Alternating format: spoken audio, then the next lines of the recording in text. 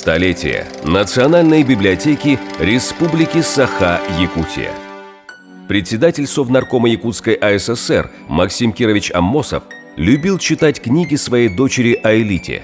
Он понимал, что молодой Советской Республике нужны образованные люди. Надо было проводить широкую индустриализацию Северного края.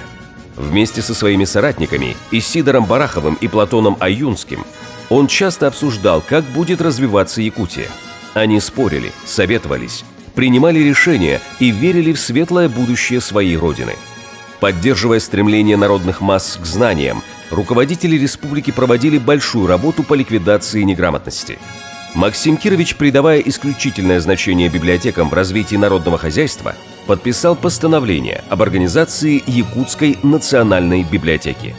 Это случилось 14 сентября 1925 года. Важнейшее и радостное событие для всей республики. История национальной библиотеки. История Якутии.